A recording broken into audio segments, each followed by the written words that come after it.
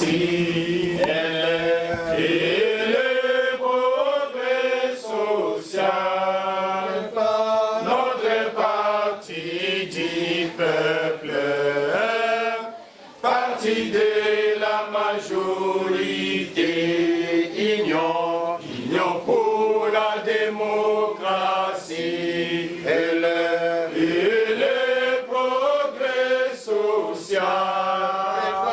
Notre parti du peuple, parti de la majorité, UDPS, UDPS, UDPS,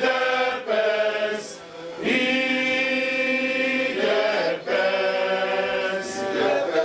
UDPS, UDPS, UDPS, vaincra et non bon, UDPS, UDPS, UDPS,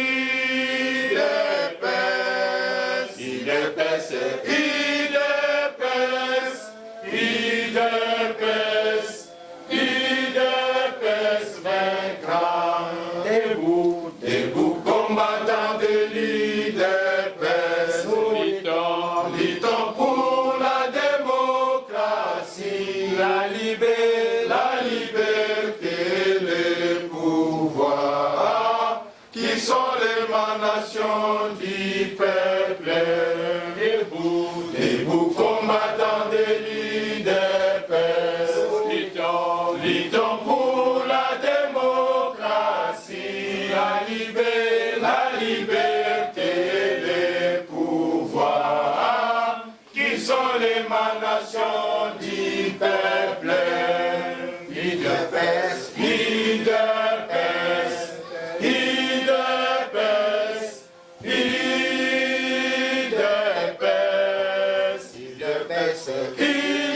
UDPS, UDPS, UDPS, vaincra des noms bons. UDPS, UDPS, UDPS,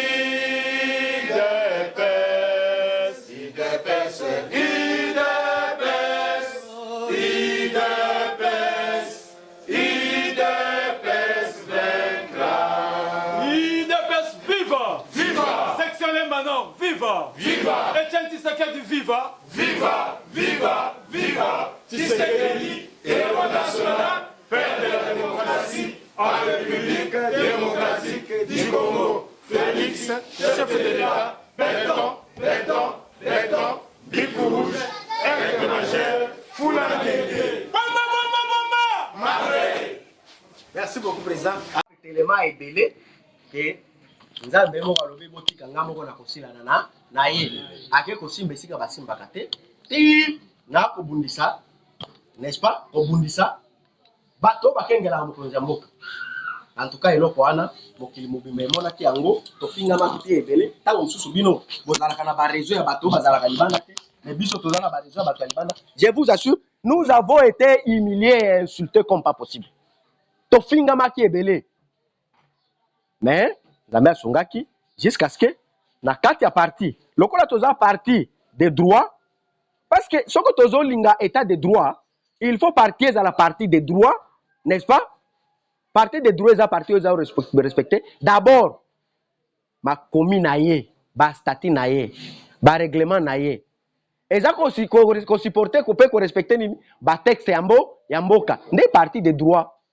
Liberté d'expression ezali, c'est-à-dire moto soka zana mwa liloba ata eza ya kotengama munoko ya mutu nyonso ebetaka libaku tokosa na liboma te ke yo nde osili na busanto na mokilo oyo azate ata tosambelaka ata bapasser bazao na kanisa bakokontredire ngai te oyo aleki na busanto awo azate munoko nyonso ebetaka mwa libaku.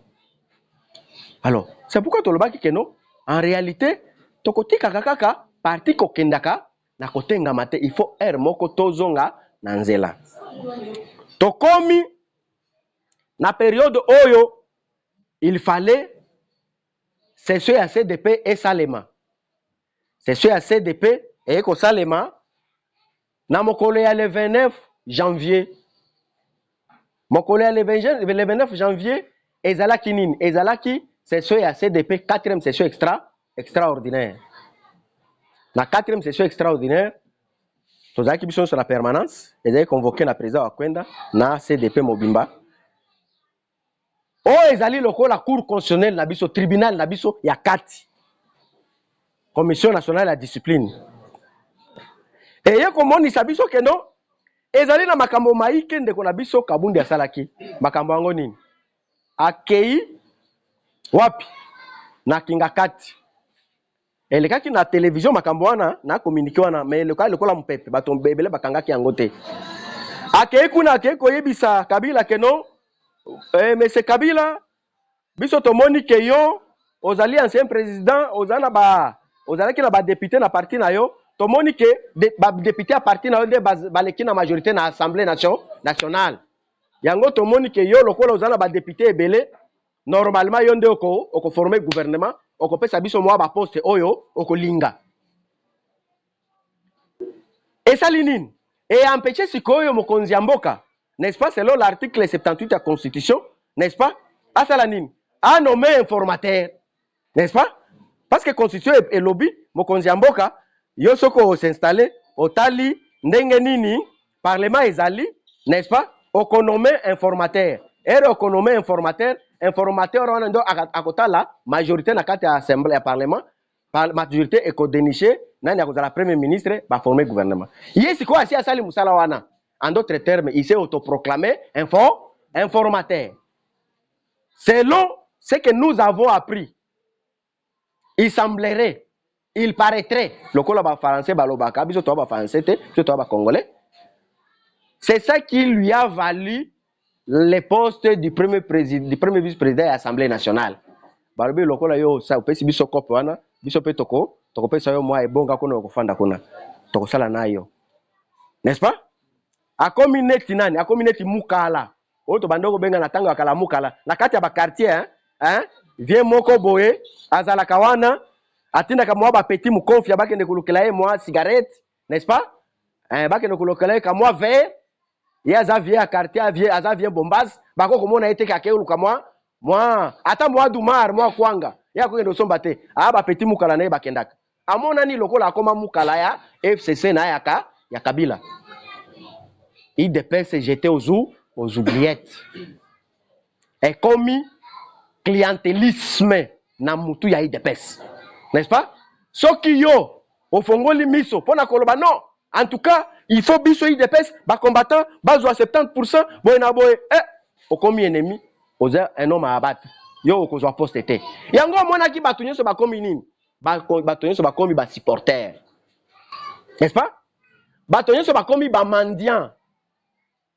ya nani ba mendiant ya Kabund il faut aller mendier chez Kabund pour avoir un poste. Si tu ne pars pas mendier à Kabund, tu n'auras pas de poste. Biso pe ba musuto vite, biso Etienne alakisa biso bongo te. Etienne alobisa alakisa biso, il faut que zala tétité, mais il faut être correct avec soi-même, n'est-ce pas? Faites correct avec soi-même, il faut garder sa dignité. Parce que ce que Etienne Tshisekedi alinga ki ba nommé même vice-président de la République et pas Kabila. Akeka pa Kabila no Kabila na yeko tala yo. Nini papa ona yo no menga lelo vice-président de la République na kanisi alinga ke yebisa zela fanda kaka wana diboya na papier kuna a signal benga retenir c'est publié à la seconde mais Etienne Tshisekedi pour les besoins de l'honneur il l'a pas fait et nous ne pouvons pas aller nous agenouiller pour avoir n'importe quel poste parce que le parti est en danger il faut que les partis retournent sur les rails. L'IDPS était devenu en quelque sorte un sanctuaire, il y a clientélisme, sanctuaire, il y a lukuta. Sanctuaire, il y a conflit, moko, o izangatina. Président Chibou, towe la kanini ngana yo. Tam susu yo banoma yo déjà la présidence kuna yango olinganga na pusa na te pembe na yo pona ko ya kulia ata mwa kwanga. Nanu te, banoma yo te. Siko olingo obomelanga nini? Donc, en réalité, mes frères, tous en a un problème sérieux. Nous sommes des grands responsables, des intellectuels. omoni ndenge mo kazo lo bawana université wapi ya université nini université ni atangi université ya Kinshasa loba c'est la grande université du pays et ça le kola ba Sorbonne na poto. Nous devrions être en face d'un homme comme ça là débrayé, il n'a rien tout ça. L'IDPS parti au pouvoir. Nous sommes où ici? Siège IDPS. Oh, il y a siège IDPS. Tout la vérité. Non, non, non. Hein? Nautaki koyoka air dans sa kokota awa a lobby oh président quand ça na lobby non siège IDPS ezana lombo kuna. Qui vous a dit que ça c'est un siège du parti? IDPS toi na siège kaka moko, siège national. Tilelo. Tozokobe baza mapangu musuba komo ko bengana batu. Nous sommes un parti au pouvoir. Mais nous manquons où nous réunir. Kiti, il faut que senga ko louer 100 francs. Ah, et comme 300 hein? Ah bon, besoin mon asiko. Bon, ngana la charger organisation te. Biso to pesa kaka moi 10 na biso moi cotisation mais moto ba bakit et ça va charger organisation. Ba on te ba prix. Donc vous voyez un peu la situation dans laquelle nous nous sommes retrouvés. C'est pourquoi tolobaki ke toko sala mouvement après les 29. Toyokana kike après les 29 tokobanda ko sala mouvement na base. Tobandaki na Kingabo, merci président. Tosalaki matinée d'abord na Kingabo le 20 il y a mois passé. Et tosilisi matinée wana tolobi tokobanda tourner. Tokokende chaque biso bobenga biso toya to solo. Toloba vérité. Toloba vérité. Parce que et biso to sali déclaration na mausolée na mois de juin 2019. C'était général Kabouya bengi biso na permanence. Oh bino bobandi ba désordre tout ça. Président AI. So donc o akendaki abengi ka sanda lobi sanctionner batu nyonso wana pesa bango ba suspension. Biso to bo oko suspendre biso te. Avant de suspendre quelqu'un, il faut l'entendre. Si vous n'avez pas entendu quelqu'un, vous n'avez pas le droit de le suspendre. Surtout que nous sommes à l'interne. Ezama kamwalete ya libanda te. Kabouya abenga kibiso, secrétaire général wana birianza zaki nano na permanence, chargé organisation. Na ba adjoint na ba babi Antoine bazalaki to salaka réunion munene. Ba président ba section ba yaki, ba président ba cellule ba yaki. Na salo ya munene kuna salle ya munene ya réunion. To fandi kuna. Finalement, secrétaire général Lobino, moi je trouve que ça c'est illégal. À Yebisi, président Kassanabino, je crois qu'il faut na ba président nyonso ba ya ba fédération. N'est-ce pas? Ba minga nani ba président nani kabala sauf moto ya sanctionnaka ba président sectionnaire na ye kakate nde président Masombo paix à son âme Grégoire Masombo bao ba yebi président ya Funa lui n'avait pas sanctionné c'est ba sectionnaire na ye o ba sala ki bazaki na déclaration mais d'ailleurs elle amoni ba sanction ele ki abengi biso na les visionnaires côté ya Kimbangu o ba yebi eza place moko bato ba liaka ba musicien pe ba sala ba concert kuna asombi maboke ba kwanga ba bien to fandi alobi na bengi bino parce que ngana za doyen na bino beaucoup de présidents fédéraux basant na conscience ils n'ont pas l'essence il a utilisé un terme très fort hein? Ils n'ont pas l'essence héroïque de faire la vie politique n'est-ce pas moi ba conflit moi ba haine moko ezangi tin ngai Masombo naza aw beaucoup tinga na banani ya pembe na ngai tolobi to moni ba sectionnaire na ye tolobi o aza sectionnaire ki ya Selemba o sectionnaire ya Kasavu o to yebi albi beaucoup tu to sa nini tolobi to kuti bino bozo ko lia moi kwanga moi liboke moi bière moi coca moi fanta moi tembo bozo ko mela abi boindenga na zalaka na fédération na ngai mes sectionnaires mes cellulaires ce sont mes amis voilà comment on doit vivre c'est ce que Étienne nous a appris n'est-ce pas po bato wana nde ba komi lokola libota na ngai et il nous donnera des conseils et il est venu même à la permanence ici abenga même ba président Bakassan botika biloko wana ça nous rabaisse nous sommes dans un parti de droit la liberté d'expression existe il faut permettre aux gens de parler bokoyeba nungu ya batu ndenge ni soko bo permettre batu balobate juste vous faire un petit rappel bandekonanga après le 29 toye komona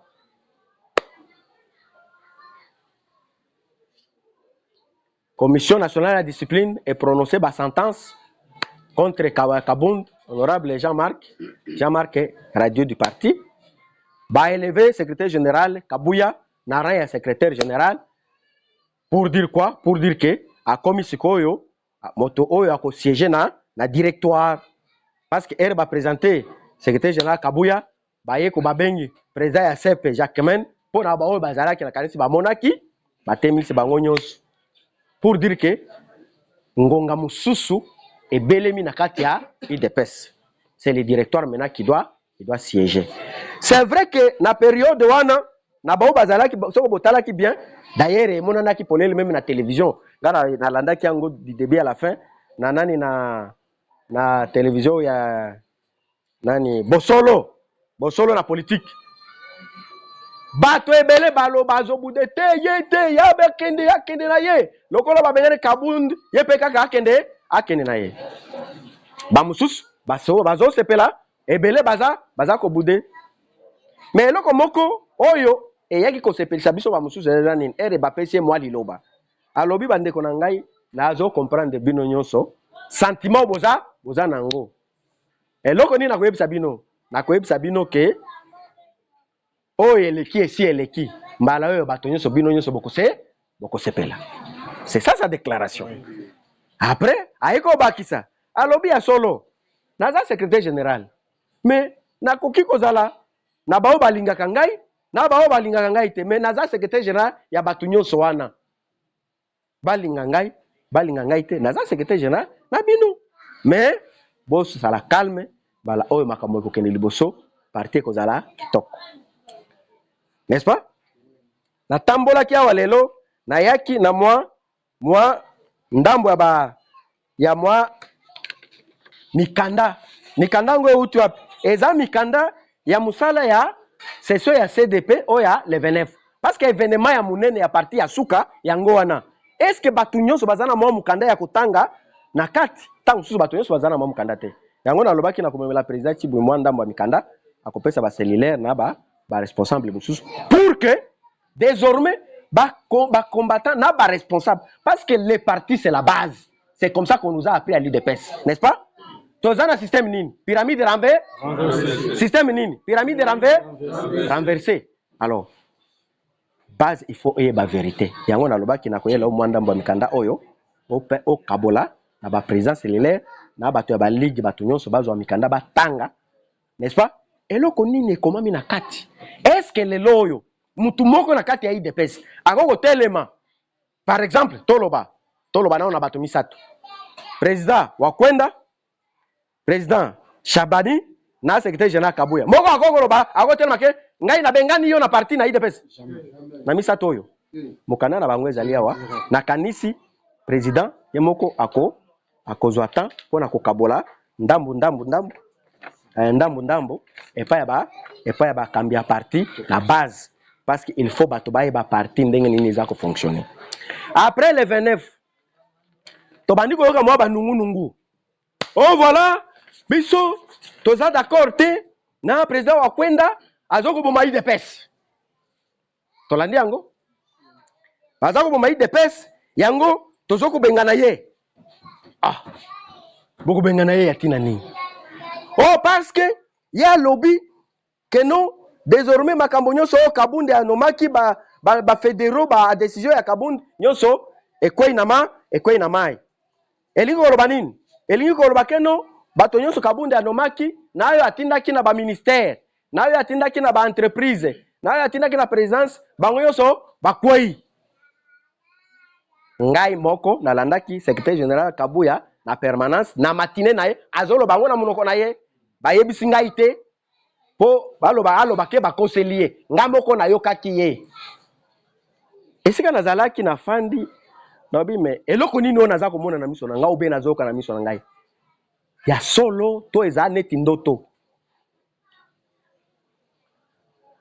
parce que soki alobi ke Wakwenda nde moto aza kosala makambo wana me aza kokosela papa ya bato tozali na session ya CDP ya le 24 octobre 2020 session wana esalami na Kasavubu ba résolution ya session yango oyo ezali awa na kati ya ba résolution oyo ezalaki voté na session parce que soki session ya CDP se tenir ezali lokola parlement lokola assemblée nationale na biso ezali soki ba voté loi na bakoloba loi oyo mboso nde muto asali makambo oyo ekozala na kombo ya mboso ekomi ya mboka mobimba ekomi opposable à tout naza juriste senga nasali ma classe ya gestion. Je suis un gestionnaire.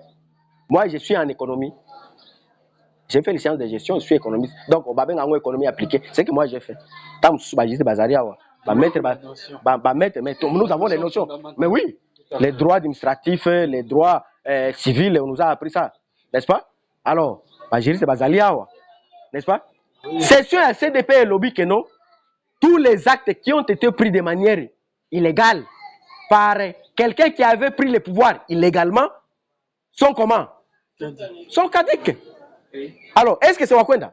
Ou bien c'est une disposition qui a été votée? D'ailleurs, ce qu'on a dit, disposition, ça nous a pris 2 heures. Juriste ba telemi na ba statut. Biso ba musuto bi non, cette question ce n'est pas une question de droit, c'est une question fondamentale du parti. Biso yoso mutura mutu atambola na parti na yanga yango. Ba komini ne sete nani kutundwa. Muzungu Paul Prince ne komona ngai. Omoni et ça déjà kuto exact pour na tanga kango nyonso. N'est-ce pas? To fungol to bi non. To bandi ko tanga na ba point na ba virgule. To ye komona que non. Cette disposition en tout cas en réalité nous devions la modifier. Biloko nyonso oyo kabund asalaki parce que azalaki na pouvoir moko illégal. Biloko nyonso wana ekwe. Mais eloko nini sikoye ko salema na le 29. CDP parce que CDP azana pouvoir na ye oyo ba pesie na article nini. Na article on dit la CDP en vertu de ses attributions qui lui sont conférées par l'article 33 alinéa 1 disposition na EPC CDP va pouvoir rebeller et même de statuer sur des questions qui sont non réglementées par nos statuts. CDP a un pouvoir wana. CDP lobby que non. C'est vrai que tokoki ko élever mutumoko ko destituer mutumoko mais à travers un organe parce que conseil de discipline les alliés l'un des organes il y a CDP et ça na 4 donc conseil de discipline ça na 4 il y a CDP balobi non étant donné que bajera qui parti batomi balé moko akei mosusu tozo récupérer pourquoi tozo récupérer parce que comme il a fait partie de l'ancienne gestion c'est lui qui va rendre compte il y a gestion na bango na baninga na o baza koya n'est-ce pas et puis en termes il y a préséance Fachi a joué décision quand il était président à parti. Bon, ce qu'on t'a bien, Motoazalaki, président Zalaki, Kabouya. N'est-ce pas? Débat élevé comme secrétaire général en remplacement à Kabound qui était secrétaire général. Bah élevé. Mais qu'est-ce qu'on nous dit? On nous dit que non. C'est lui qui est en train d'instrumentaliser toutes ces histoires, de déstabiliser encore le directoire dans lesquels lui-même est assis. Parce que notre copain, sa président, Tibouya Mikanda, lui est membre du directoire avec les 2 autres. Quand on déstabilise l'un, on se déstabilise soi-même. Oui. On se dit sur soi-même. Parce que le directoire est assis, il est là. Le 18 février, parce que toujours selon la loi, Balobi que ceux qui bossali makambonabino na kati ya parti, les mois qui suivent, ça c'est l'article 17 de la loi sur les partis politiques. Il faut qu'on dépose ma disposition auprès de l'institution en Boka, entre autres le ministère de l'Intérieur.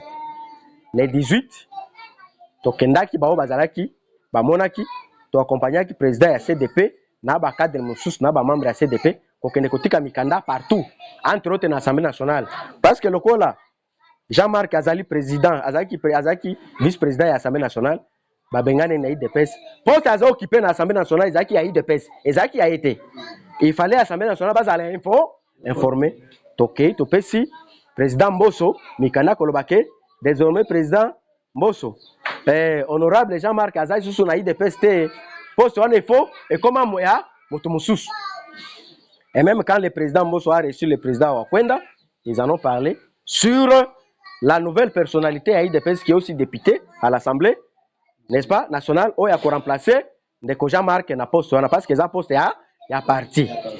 Toke pe na ministère intérieur, toke pe na CENI parce que boyebi que CENI eza institution munene. Pour que CENI ayamba yo, il faut ozala na mandat ya parti na yo. Président, omoni mikano na pesi yo awa. Lakisanga na biso moko. Moto boko tangela biso awa, juriste to kosenga juriste moko aya ko tangela biso.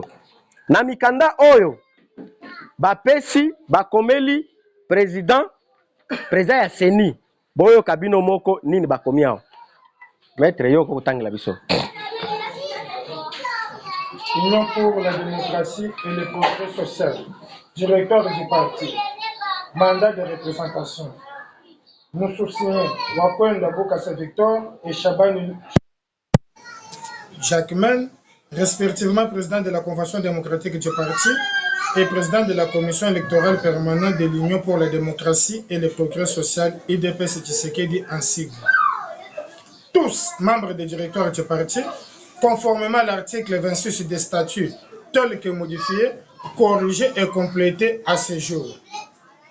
Donnons par la présente mandat de représentation à M. Kabouye Chilumba Augustin, secrétaire général du parti et membre du directoire, d'agir au nom de ces derniers pour le compte de l'IDPS Tshisekedi auprès de la Commission électorale nationale indépendante, CENI en sigle, pour les formalités de dépôt de candidatures alignées par le parti à l'élection de gouverneur et vice-gouverneur de province prévue le 6 et le 16 avril 2022.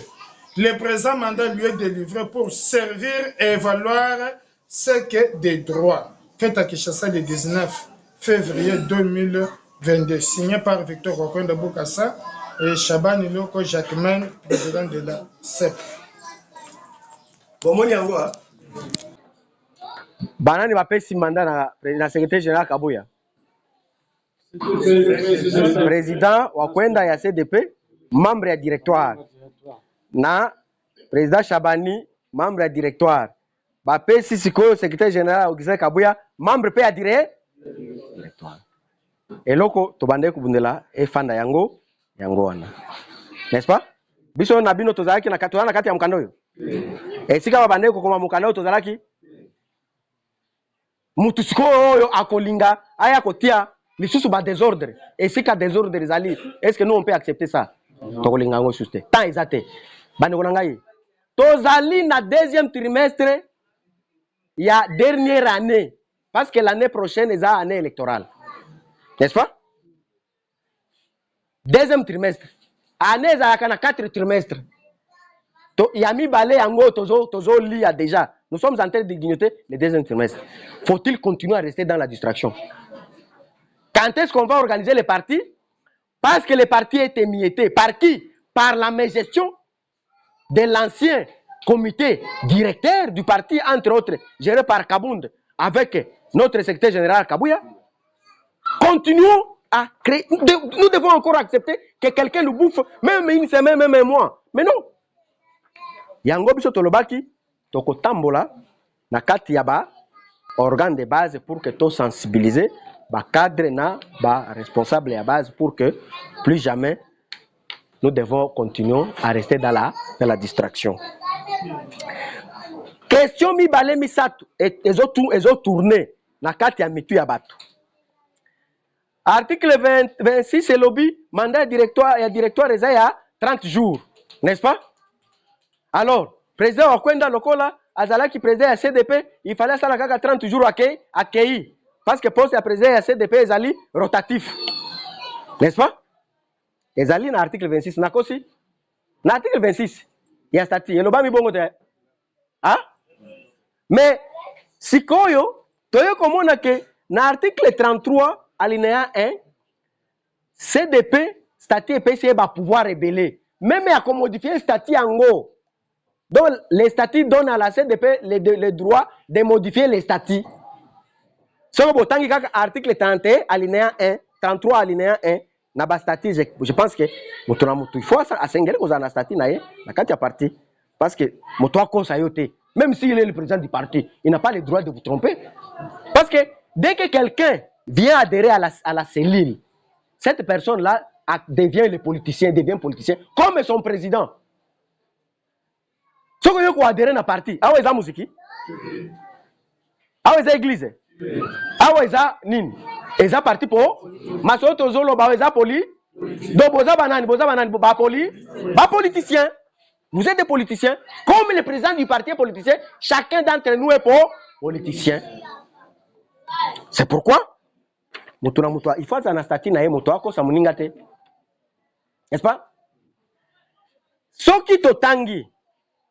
Article 14. Il y a règlement intérieur, il y a CDP. Biso tolinga kotanga mikanda mingi. Pour que biloko nyonso oyo tolingi to bebisa qui va lire. Nana kotanga la biso maître, viens. Bino ba jiri tende bato bokotsa biso na mbilinga milinga. Botanga bino moko. Article 14, il y a règlement intérieur, il y a CDP. Elobini. En vue d'assurer la stabilité et la permanence au bureau définitif, le mandat de membre du bureau est les articles 62 et 64 du statut du parti. Voilà. Article 62 et 64. N'est-ce pas? Si quand on a l'article, ni statut à mort, on a statut à parti, statut est à c'est là, dans le cas de alors, mandat. Article 62. L'article 62 dispose le mandat à l'UDPS est de renouvelable. L'article 64 dispose que tout mandat ou toute fonction exercée au sein de l'UDPS prend fin par décès, démission, empêchement définitif, expiration du mandat et d'échéance. Merci. Oh, les amis candidat à l'UDPS, n'est-ce pas? Les amis candidat à ONGT, hein? Les amis candidat à ONG. Il y a ce bel église, il y a l'UDPS, il y a un autre tanga. Si koyo, bah ebiso que non. Règlement intérieur à CDP lobby mandat, makambo ya mandat na kati ya UDPS. Pourquoi peut-on loba ki yango? Ezoloba maboye. Toye sikoyo na toujours na session ya le 20 le 24 octobre 2020 na kati ya session wana to voter une disposition yango. Qui peut nous lire? Maître vient. Yo za na miso. Banda sika to souligner na rouge ya o to souligner na rouge wana. Tanga yango bien. O to souligner na rouge. Article 2.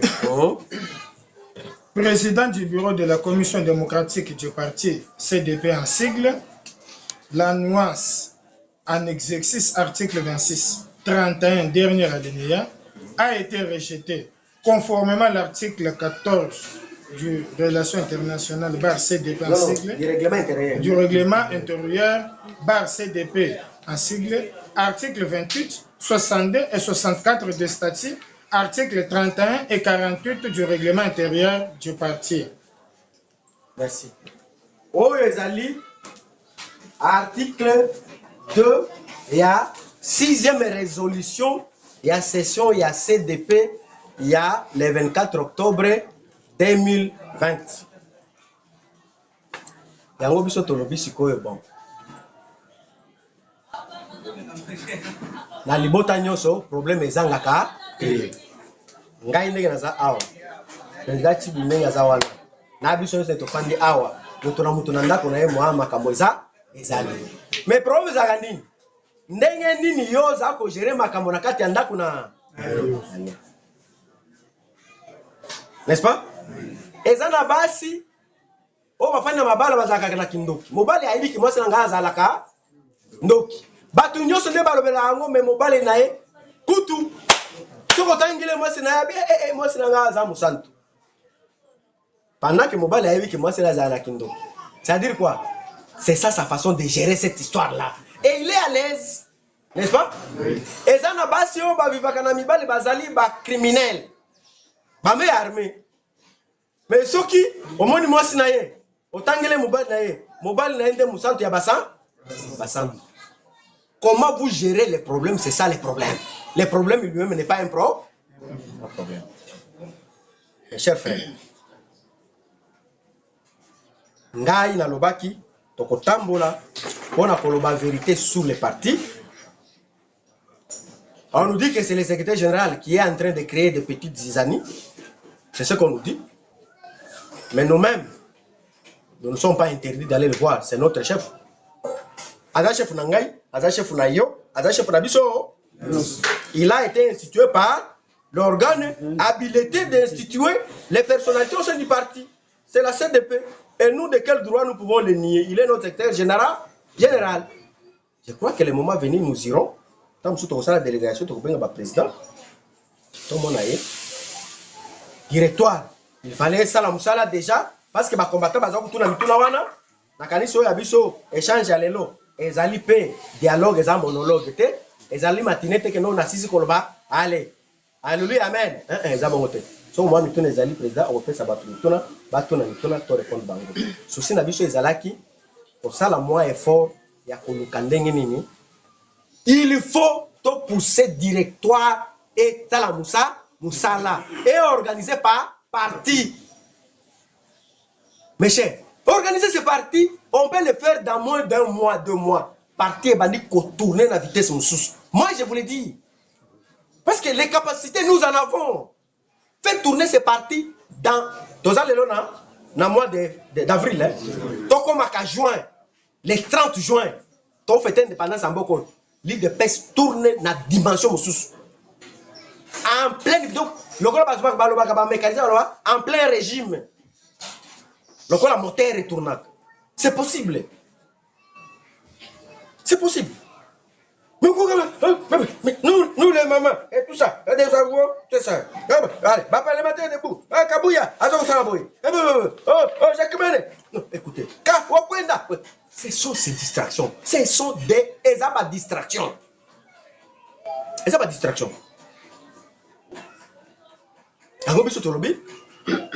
Après le 29 janvier, biso tokende na oya biso eteni. Toyoka ki ba collègue mususu. Ya changu tout ça, basala musala na. Toyebi to so ba usala ngo. Mais biso tokoloba, tokosala ngo po ani. Parce que fédération membre eza fédération phare. IDPS et Botama na Moamba. N'est-ce pas? Oui. Botama na Moamba. Makambo ya IDPS eza kamo Moamba. N'est-ce pas? Oui. Bato bakufa na IDPS soko baza ebele bakufa na Moamba. Siège ya IDPS ezalaka na Moamba. Président Etienne ya IDPS afandi wapi na Moamba. Président Félix ya IDPS afandi wapi na Moamba. Président Félix élu président de la République wapi na Moamba afandi wapi na Moamba. Moamba ezali fédération phare. Soki matinée salamina permanence wana à 70% bato bayaka na ba manifestation les abato ya Moamba. Pongai ndenge nazawa na kokoma na limité na makolo sans problème. Si on a quelqu'un qui a douceur fikini on a limité. N'est-ce pas? Oui. Mais mon tia chang auta malwe auta nani toloba kimbansek nsele akoma awa kinkole akoma awa akoma Moamba et a facilité. C'est pourquoi tolobaki toko sensibiliser Moamba bato ya Moamba toza la bomoko toza la vigilant. C'est vrai que biso tozala qui approcher na président wa kwenda ye moko président ya CDP pour que to sungaye na cadre ya bureau na ye cabinet na ye parce que selon les statuts de l'UDPS so autant qu'il statut ya UDPS en dehors il y a président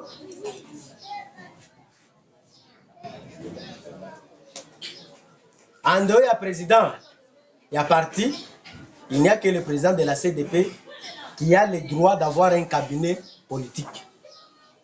Et le président Wakwenda dit, s'il avait retardé, c'est parce qu'il voulait d'abord que les directoires tournent. Et là, il est en train de mettre en place son cabinet. Et nous, il nous a dit que nous serons à ses côtés dans son cabinet comme conseiller, comme l'un des conseillers. Alors, bon, oh, les sous-ali, donc, tout le kota. Kota, il y a un Moamba. N'est-ce pas? Donc, Moamba est en train d'être reconnu auprès ya président Wakwenda. Alors, nakanisi tokosuka wana pona koluka nini, pona koloba nini, pona koloba bandeko na ngai ta ya koperdre eza te. Semaine passée tozalaki na Ngaba. Na Ngaba tosilisi réunion ya Ngaba, bato ya Ngaba bayebisi biso keno président lokola bozosala tournée na kati ya fédération ya Moamba. Soki bosilisi tournée, tosengeli na bino bobongisa matinée ya biso bato ya Moa. Et puis tolingi bato ba animé yango ezala ba président ya ba section na bino moko. Kobendela biso bato ya nini to ba secrétaire national tete biso moko. To animé matinée wana di début à la. Nakanisi bato bazaki na Ngaba bayokaki sango wana bayokaki mongongo wana kutu eza ba mama de ba telemaki ba biso. Bakosi biso mingi. Babengi biso toke dosala déclaration o tolingi Wakwenda te. Nzoka nde makambo ezaki nde boye. N'est-ce pas? Donc ezali manipulation moko ezangi tenzi. Yango il faut tous se protéger na kabiso na biso. Parce qu'à travers le président Tibou bato mabe bakoya kokota po babebisa IDPS. N'est-ce pas? À travers le secrétaire général bato mabe bakoya kokota po babebisa IDPS. À travers le président Chabani la même chose. À travers le président Wakwenda bato mabe bakoya kokota. N'est-ce pas? Surtout bato toza na bango penza yiki na politique. C'est pourquoi nous devons nous protéger entre nous. N'est-ce pas? Voilà, président, ça nous faisait que nous avons lelo. On a bana ya spécialement ya Lemba Nord. Et IDPS viva. Viva. IDPS viva. Viva. IDPS viva. Viva. Viva. Viva. Tshisekedi, héros national, père de la démocratie, en République démocratique du Congo, Félix, chef de l'État, Berton, Billy Rouge, El Foulangenge. Merci beaucoup, président.